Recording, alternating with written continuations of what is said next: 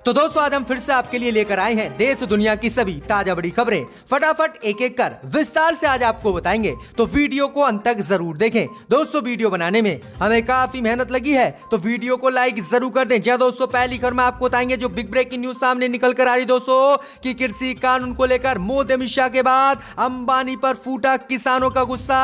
पंजाब में 1600 मोबाइल टावरों को किसानों ने तोड़ा और हरियाणा में बंद करा दिया रिलायंस पेट्रोल पंप। तो वहीं आपको बताएंगे कि राम मंदिर निर्माण को लेकर ट्रस्ट ने किया बड़ा ऐलान। राम मंदिर निर्माण में आएगा 1100 करोड़ का खर्चा और 3.5 साल में बनकर तैयार होगा राम मंदिर। तो वहीं आपको बताएंगे कि कृषि कानून को लेकर किसानों ने दिया मोदी अमित शाह को तगड़ा झटका। कहा अगर 30 दिसंबर को कृषि कानून नहीं लिया मोदी ने वापस तो नए साल को परिवार के साथ बॉर्डर पर ही मनाएंगे। तो वहीं आपको बताएंगे कि पश्चिम बंगाल में भाजपा को दिया ममता बनर्जी ने तगड़ा झटका।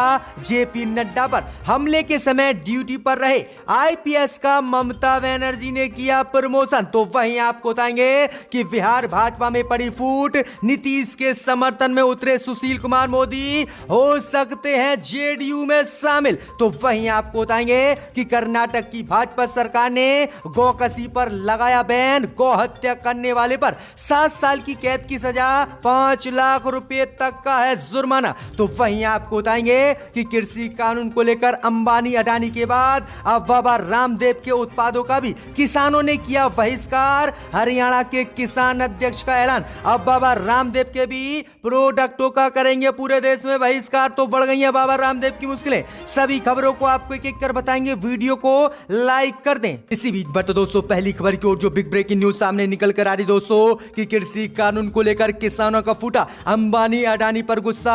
किसानों ने हरियाणा में बंद करा दिए रिलायंस पेट्रोल पंप, पंजाब में तोड़ दिए जियो के 1500 टावर। जहां दोस्तों आपको बता दें ये बड़ी खबर सामने निकल कर आई दोस्तों कि कृषि कानून को लेकर किसानों का गुस्सा मोदी सरकार के खिलाफ चरम पर है। वहीं आपको बता दें कि केंद्र की मोदी सरकार के साथ साथ अब किसानों ने देश के उद्योगपति अंबानी अडानी के खिलाफ भी मोर्चा खोल दिया है। दरअसल आपको बता दें कि किसानों ने हरियाणा में रिलायंस के पेट्रोल पंप को तोड़फोड़ कर बंद करा दिया है। इसी के साथ पंजाब में भी 1500 जियो के मोबाइल टावरों को तोड़ दिया गया है और किसानों ने चेतावनी दी है कि अगर मोदी सरकार के साथ 30 दिसंबर की बातचीत बेनतीजा निकली तो वह 31 दिसंबर को ट्रैक्टर मार्च निकालेंगे और दिल्ली में घुसेंगे और किसी भी कीमत पर पीछे नहीं हटेंगे। किसानों के नेता राकेश टिकैत ने कहा है कि जो प्रस्ताव हमने मोदी सरकार के सामने रखे हैं, अगर उन प्रस्तावों पर 30 दिसंबर को बातचीत में बात बनती है तो ठीक है और मोदी सरकार कृषि कानून को वापस लेती है तो ठीक है।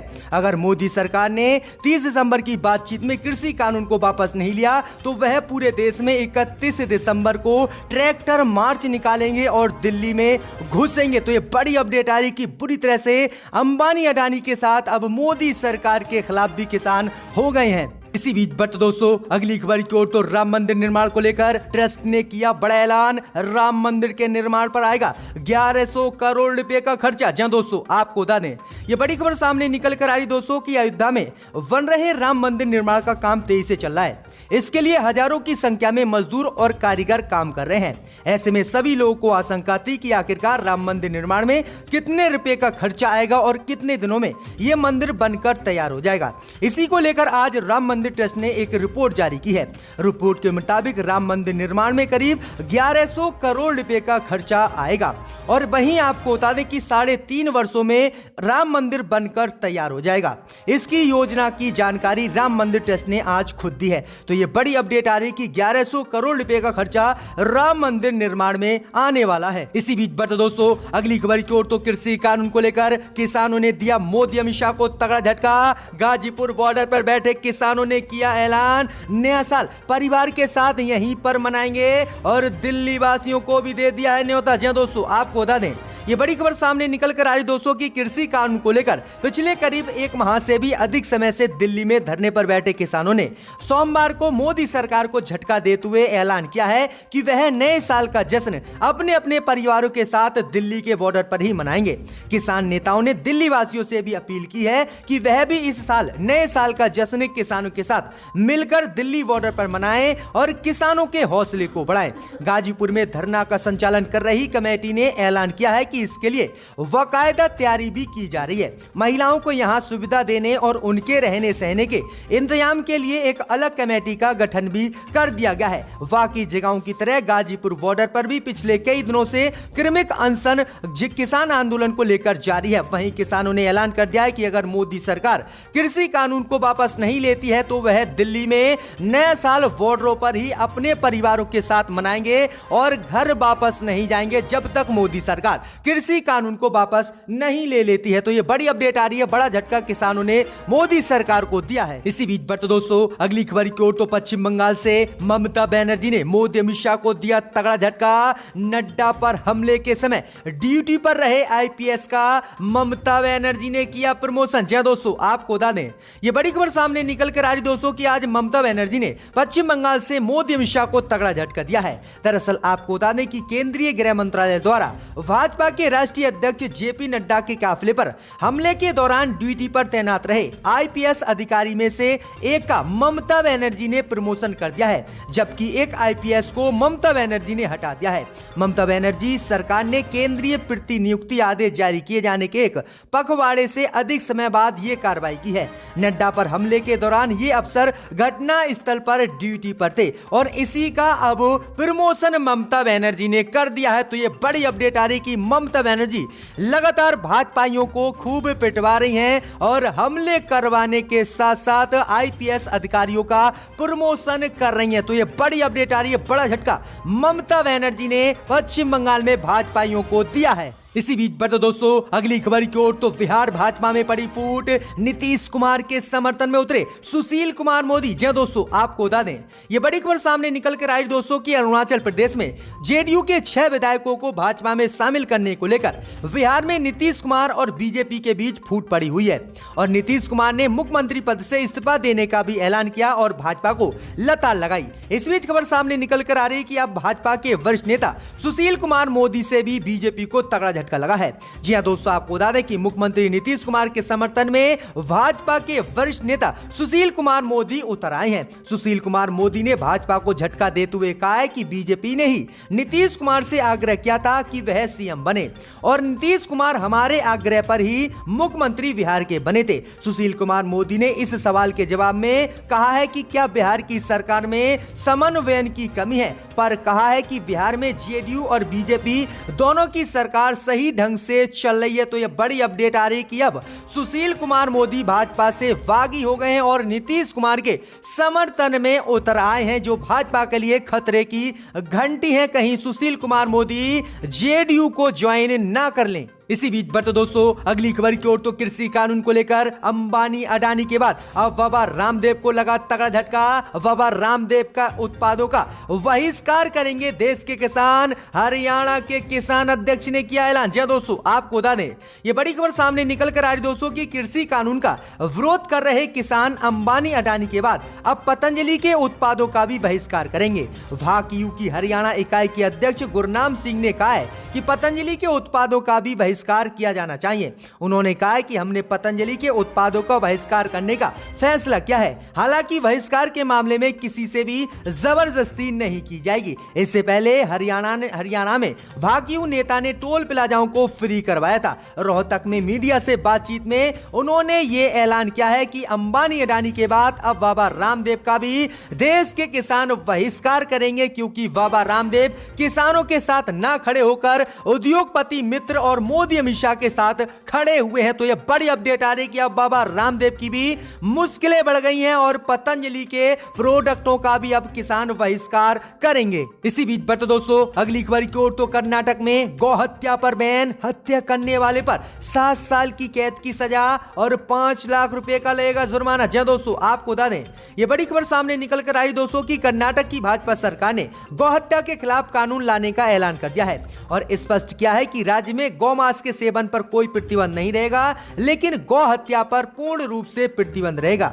वहीं आपको बता दें कि अध्यादेश को राज्यपाल के पास भाजपा सरकार ने अनुमोदन के लिए भेजा है, जो 1 दिन के भीतर भेजा जाएगा ताकि उसकी मंजूरी जल्द से जल्द ली जा सके और फिर इसे तत्काल लागू किया जा सके। वहीं आपको बता दें कि नए कानून में कई कड़े प्रावधान है। पहले इस कानून में 13 साल की उम्र तक की गायों के वध पर प्रतिबंध था, लेकिन अब इसमें बड़ी और बुजुर्ग गायों को भी शामिल कर दिया गया है।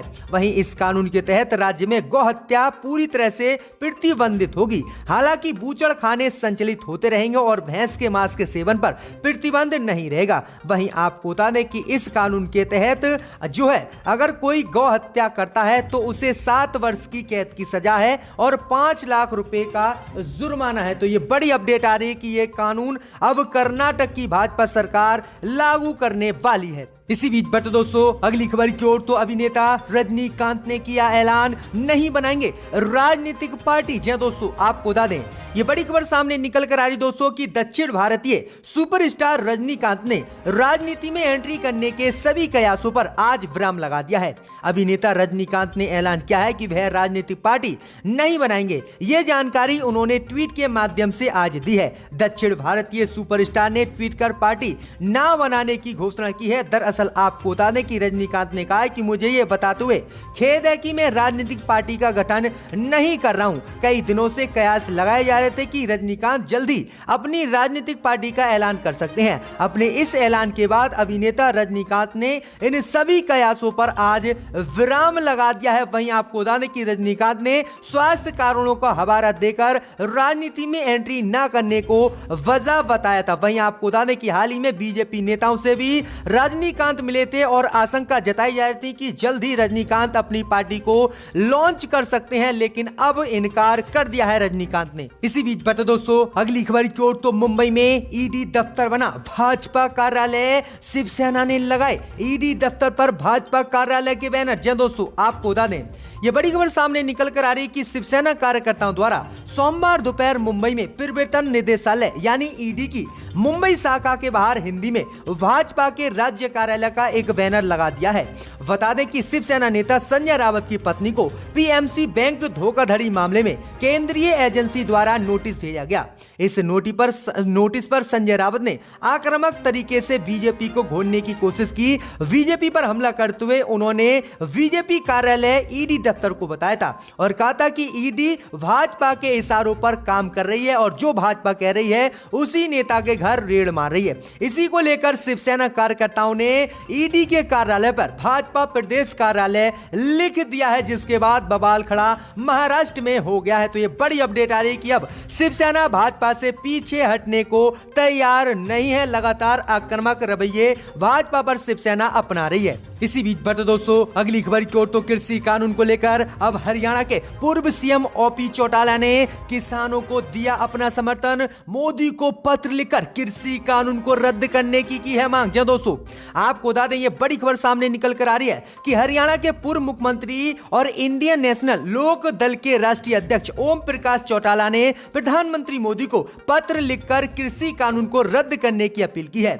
उन्होंने अपने पत्र में लिखा है कि किसानों को इस भीषण ठंड में आंदोलनरत हुए 1 महीने से भी ऊपर का समय हो गया है, लेकिन अभी तक कोई ठोस समाधान नहीं निकल पाया है। ये बहुत ही दुखद स्थिति है क्योंकि सामान्यतः किसान वर्ग के लोग किसी आंदोलन में भाग नहीं लेते हैं और ऐसा आज हो रहा है कि आजादी के बाद देश में सबसे बड़ा आंदोलन किसानों ने आज किया है। वहीं आपको बता दें कि हरियाणा के पूर्व सीएम ओपी चौटाला ने मोदी से अपील की है कि प्रधानमंत्री मोदी किसानों से बात करें और कृषि कानून को रद्द करें। तो ये बड़ी अपडेट आ रही कि अब हरियाणा के पूर्व सीएम ने भी कृषि कानून का विरोध किया है। इसी बीच बढ़ते दोस्तों अगली खबर की ओर, तो बैंक घोटाले केस में आज ईडी के सामने पेश नहीं होंगी संजय रावत की पत्नी। 5 जनवरी तक मांगा है समय। जी दोस्तों, आपको बता दें कि PMC bank money laundering case में शिवसेना सांसद संजय रावत की पत्नी वर्षा रावत मंगलवार को पूछताछ के लिए प्रवर्तन निदेशालय यानी ईडी के सामने पेश नहीं होंगी।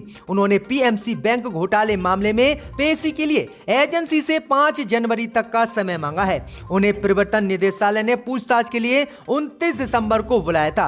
ये उनको पेश होने के लिए जारी तीसरा सम्मन था। इससे पहले वह 2 बार स्वास्थ्य आधार पर एजेंसी के सामने पेश नहीं हुई थी। तो ये बड़ी अपडेट आ रही कि शिवसेना सांसद अब मोदी सरकार के साथ साथ ईडी के सामने भी पेश होने के लिए तैयार नहीं है।